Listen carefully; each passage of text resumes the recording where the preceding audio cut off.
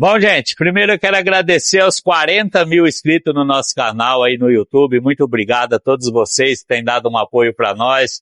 Compartilha, comente aí. Agora vocês vão conhecer o nosso amigo aqui, ó, de Sertãozinho. É o Wellington? É o Wellington? É o Wellington. O Wellington de Sertãozinho aqui em São Paulo, perto de nós aqui. Que é o guincho dele. Olha que guincho diferenciado. Bonito, hein? Olha as buzinas que ele pôs, o resfriado. O bicho é caprichoso mesmo, né, Wellington? Tem que Vamos mostrar aqui dentro. Trabalho. É coisa linda, olha que capricho. Você mesmo fez a tapeçaria, você tava falando pra mim, né? Olha o ar aqui dentro, ó, geladinho, ó.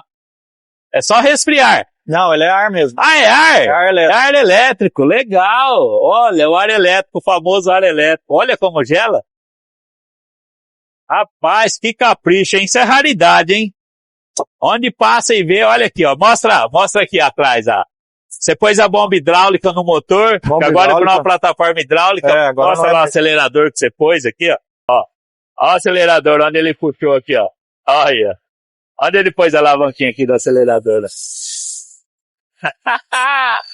É bonito, viu? O cara, quando tem capricho, é demais, né? Olha, tudo encapado ali, o tanque, né? Tudo.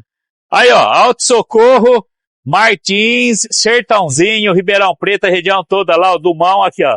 É só ligar que ele vai buscar vocês onde vocês estiverem, hein? Agora, onde vocês veem esse carro aqui, vocês vão falar, deixa eu ver o motor. Um monte de gente pergunta. Onde você para? Eu falo pelo barulho já, né? Barulho diferente. Eu gostei das rodas também que você pôs.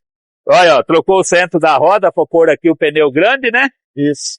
Olha que isso. Não, olha, você tá de parabéns, velho. Seu guincho é de parar mesmo.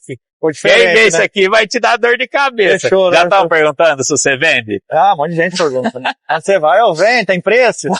Eu quero falar aqui, ó, que ele comprou um kit nosso aqui daqui a Bong e ele mesmo instalou na casa dele, né, Wellington? Fiz em casa mesmo, é fácil de fazer. Ele comprou o kit, é só chegar e pôr. Isso que eu falo. E ele passou aqui hoje só pra mostrar o serviço pra nós. Olha que legal, vem aqui ver.